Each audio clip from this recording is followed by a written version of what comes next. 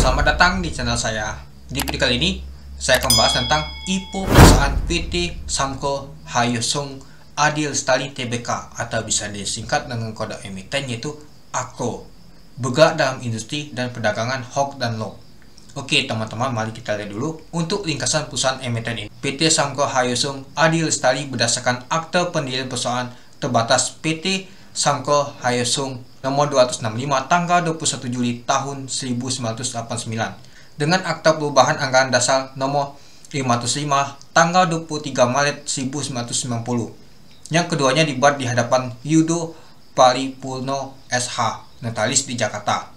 Sejak pendirian anggaran dasar, perusahaan telah mengalami beberapa kali perubahan dan perubahan terakhir kali dimuat dalam akta penyataan keputusan para pemegang saham perusahaan terbatas PT Samco Hyosung Adi Lestari nomor 43 tanggal 4 Oktober tahun 2023. Perusahaan bergerak dalam bidang industri dan perdagangan yang memproduksi berbagai macam produk berupa perekat hog dan log atau magic tape atau pita pengait rekat dan webbing tape.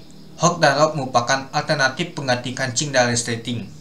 Hog dan log yang nyaman dan mudah diaplikasikan untuk berbagai jenis produksi antara lain adalah manufaktur boneka, pakaian, alas kaki, peralatan olahraga, alat kesehatan, kemasan, konstruksi, aksesori, otomotif, dan alat tulis dengan sistem yang ramah lingkungan dan aman serta mengurangi limbah di lokasi pabrik sekaligus efisiensi waktu pemasangan dan kebutuhan alat membuat proses manufaktur dilakukan lebih cepat dan lebih terjangkau. Untuk alamat emiten ini di Jalan Raya Selang KM 17,2 Desa Bojong, Kecamatan Cikupa, Kabupaten Tangerang, Banten 15710. Untuk situs perusahaan emiten ini yaitu http://www.samco.co.id. Nah, itu dia teman-teman untuk ringkasan perusahaan emiten ini. Oke, kita lanjut. Nah, ini dia contohnya. Nah, mungkin kita pernah ketemu ya, perekat dan juga ini ya tali temali ya. Nah, ini contohnya. Nah, ini juga untuk kliennya. Nah, ini adalah beberapa brand ternama yang menggunakan produk dari perusahaan antara lain. Nah, ini dia contohnya Toyota. Nah, mungkin yang dipakai di mobilnya itu ya. Nah, pakaian juga, alas kaki juga, terus juga peralatan olahraga dan mainan itu. Ini brand terkenal semua teman-teman itu.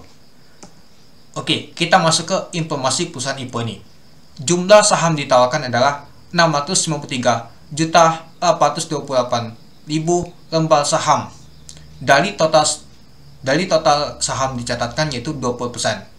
Harga penawaran rentang dari 103 sampai 108. Dana diperoleh sekitar 71 miliar sampai 74 miliar. Untuk penawaran awal yaitu di tanggal 15 Desember sampai 22 Desember tahun 2023. Untuk penawaran umum di tanggal 2 Januari sampai 8 Januari tahun 2024. Untuk pencatatan saham yaitu di tanggal 8 Januari tahun 2024.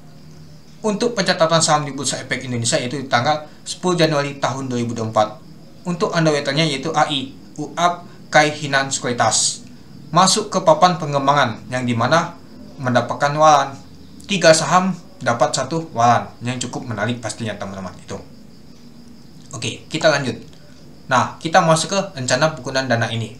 Nah, yang pertama, sekitar 30% akan digunakan perusahaan untuk pembelian mesin yaitu yang pertama 60% pembelian mesin dalam rangka pengembangan produk baru. Lalu yang kedua 40% pembelian mesin dalam rangka peningkatan dan otomatis proses produksi. Yang kedua sekitar 10% akan digunakan perusahaan untuk membayar pinjaman dolar Amerika dari PT Bank Wali Saudara 1906 Tbk. Lalu yang ketiga sekitar 15% akan digunakan untuk yang pertama 80,76% akan digunakan untuk sewa gudang dan kantor di Jawa Tengah dan Jawa Timur. Lalu yang lebihnya 19,24% akan digunakan untuk membeli kendaraan operasional dan peralatan gudang dan kantor di Jawa Tengah dan Jawa Timur. Yang keempat, sisanya akan digunakan untuk modal kerja perusahaan, termasuk untuk pembelian kebutuhan bahan baku dan pembiayaan kegiatan operasional seperti biaya marketing, biaya SDM, biaya promosi, biaya desain kemasan, biaya perbankan, pemeliharaan mesin dan bangunan, serta biaya overhead pabrik.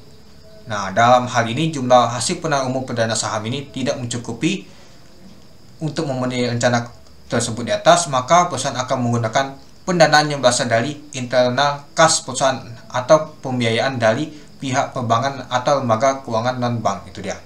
Nah, untuk lebih lengkapnya teman-teman bisa cek di bab 2 di prospektus ini itu. Oke, kita lanjut. Nah, kita masuk ke struktur pemegang saham. Nah, ada saham seri A dan saham seri B. Nah, ini mengingatkan saya sih seperti Goto nih. Ada saham seri A dan seri B ini dicantumkan di struktur pemegang saham ini. Nah, untuk seri A sebelum IPO yaitu 20 dan untuk seri B sebelum IPO yaitu 6. Nah, ini. Nah, sesudah penahanan umum sebelum dan pelaksanaan program ESA. Nah, ini kita langsung ke program ESA-nya. Nah, yang paling banyak itu adalah Chung Tai-sung. Nah, kita tahu ya, ini seperti ini punya orang Korea nih teman-teman. Itu. Nah, Hwang Tae-yun, Lee Mi-yun. Nah, Hwang Jin-hoen, Lim Sung-pil. Nah, lalu masyarakat ESA. Nah, ESA ini biasanya sih karyawannya itu. Dan juga ada Chung Tai. Nah, jumlah modal ditetapkan. Nah, ternyata untuk di saham seri B ada si Chung Tai saja. Dan juga saham seri A. Nah, mari kita lihat untuk jumlah saham yang disetorkan punah saja. Ini dia. Nah, jadi sudah digabungkan dari seri A dan seri B ya. Nah, jadi totalnya itu ada sekitar 3,4 miliar. Nah, itu dia. Jadi seluruhnya itu 3,4 miliar. Nah, kalau misalkan dia tidak ada seri B-nya, maka mendapatkan 2,4 miliar. Itu.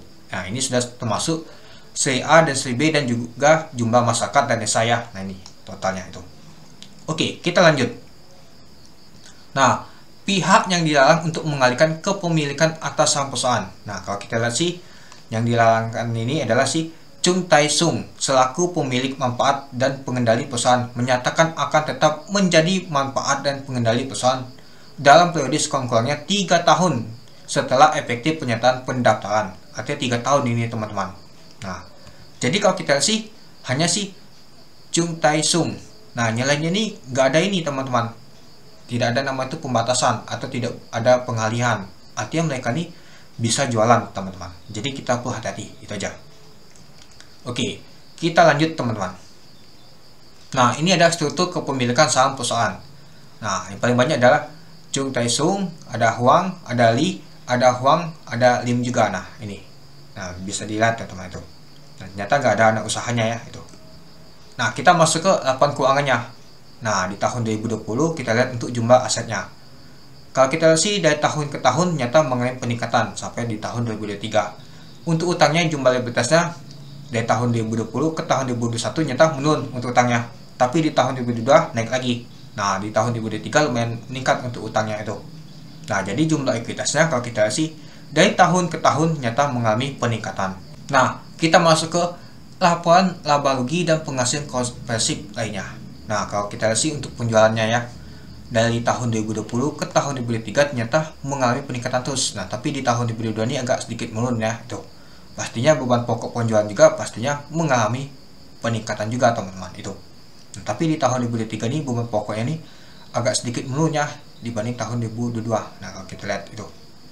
Nah, lalu kalau kita lihat sih untuk di sini saja ya teman-teman, langsung saja kita lihat untuk laba bersih tahun berjalannya ya. Nah, mungkin teman-teman bisa lihat sendiri yang lainnya. Nah, kita ngambil yang cepat saja. Dari tahun 2020 ke tahun 2021 ternyata mengalami penurunan. Nah, tapi di tahun 2022 meningkat lagi. Nah, untuk di tahun 2023 lumayan meningkat ya teman-teman itu. Nah, mungkin meningkatnya ada di sini teman-teman. Nah, keuntungan kerugian selisihnya di sini itu. Dari kursnya nih mungkin itu. Oke, kita lanjut. Nah, kita masuk ke rasio keuangannya.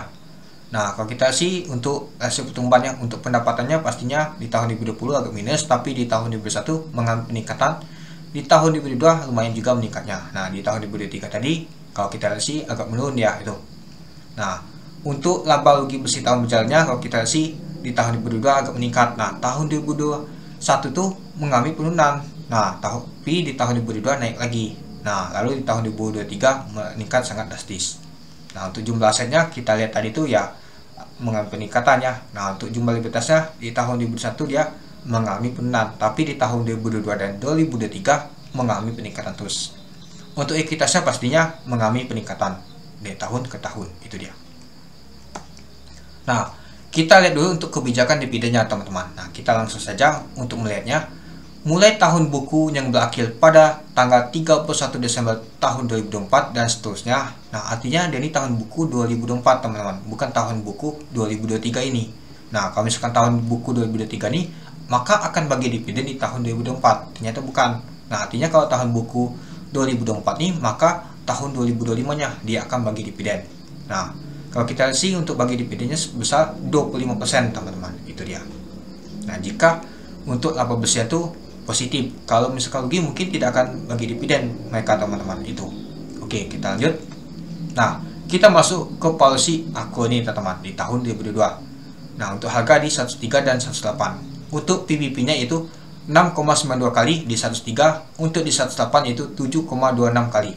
Untuk pelnya di 103 itu 104,40 kali, untuk di 108 itu 151,41 kali. Untuk BP-nya sama rentang harganya 14,88, untuk D-nya juga sama rentang harganya 63,19%. Untuk lain juga sama rentang harganya 4,79%. Untuk EPS juga sama rentang harganya 0,71. Untuk jumlah sahamnya di stok company tadi adalah 3,4 miliar. Untuk ekuitasnya itu 51 miliar. Untuk laba bersihnya di tahun 2022 ini 2,4 miliar. Untuk total hutangnya itu 32 miliar. Untuk market cap di 103 yaitu 397 miliar. Untuk market cap di 108 itu 374 miliar. Nah, itu dia teman-teman untuk policy aku nih. Kalau kita lihat sih agak lumayan mahal ya teman-teman, tapi nggak terlalu mahal banget itu. Coba kita lihat di tahun 2003 disetahunkan untuk laba bersihnya. Untuk harga di 103 dan 108. Untuk PBP-nya yaitu di 103 itu 6,42 kali, untuk di 108 itu 6,73 kali. Untuk pelnya di 103 itu 42,96 kali, untuk di 108 itu 45,05 kali. Untuk BP-nya sama rentang harganya 16,05, untuk D-nya juga sama rentang harganya 86,74%. Untuk lain juga sama rentang harganya 14,94%. Untuk EPS-nya juga sama rentang harganya 2,40. Untuk jumlah saham di stok penuh adalah 3,4 miliar. Untuk ekuitasnya yaitu 55 miliar. Untuk laba bersih di tahun 2023 disetahunkan adalah 8,3 miliar. Untuk total hutangnya itu 48 miliar. Untuk market cap di 103 itu 357 miliar. Untuk market cap di 108 itu 374 miliar. Nah, itu dia teman-teman untuk policy di tahun 2023 disetahunkan. Kalau kita lihat sih, ternyata di tahun 2023 ini agak mendingannya dibanding tahun 2022 nih. Tapi untuk utangnya ini di tahun 2023 ini meningkat dibanding tahun 2022 itu. Nah, kita akhirnya masuk kesimpulan. Yang pertama, kinerja perusahaan saham Arko dari tahun 2020 ke tahun 2023 mengalami peningkatan dari segi penjualannya tadi teman-teman itu, selalu mencetak laba. Nah, tujuan pengguna dana lumayan menarik untuk belanja modal. Nah, 10% tadi bayar hutang ya teman-teman, dan untuk modal kerja itu. Nah, yang ketiga, untuk underweight dari IPO saham Arko ini adalah AI. Secara historinya di kalau AI lumayan bagus. Terakhir IPO saham ayam hari pertama log Allah. Nah, kita lihat dulu untuk terikot UFK Hinan Sekuritas AI ini. Nah, memang sih bagus untuk AI ini. Nah, kalau kita lihat sih untuk sendirian dia bisa satu kali Allah ayam kemarin. Untuk Koka 32%, sempat Allah juga tapi nggak jadi Allah, kena guyur tapi ditutup di zona hijau 32%. Untuk Baby 9%, untuk Lab aja di papan akasasi bisa di 7 kali Allah. Untuk Lam 5 kali Allah, untuk Enkel 4%, untuk GTLA 2 kali Allah. Nah, ini sendirian ya. Suni juga kuning, untuk B 17%. Nah, kalau dia sendirian tuh biasa sih lumayan juga sih. Nah, warna kuning ini dia sendirian teman-teman itu. Kalau dia bukan warna kuning ini, dia collab itu dia. Jadi untuk underweight AI ini lumayan menarik pastinya teman-teman itu. Yang keempat, bersama listing saham Arko memberikan waran yang dimana 3 saham dapat 1 waran yang sangat menarik pastinya itu. Yang kelima, IPO saham Arko ini tergolong lumayan mahal policy-nya, tapi tidak sangat mahal. Mana ada seri saham A dan seri saham B.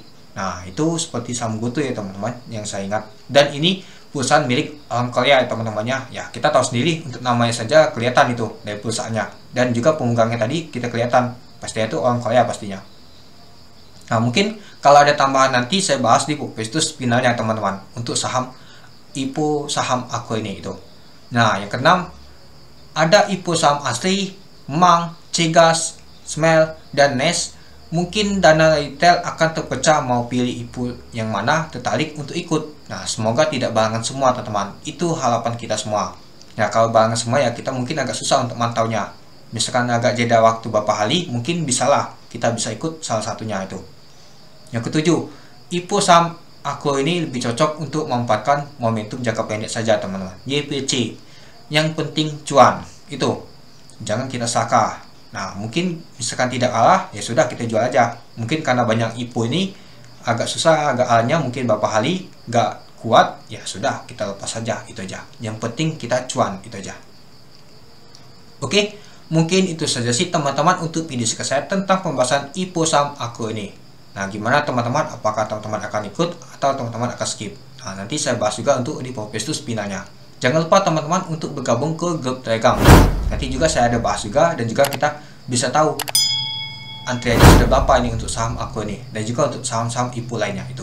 Oke, sekian dulu video saya. Terima kasih sudah menonton. Salam cuan.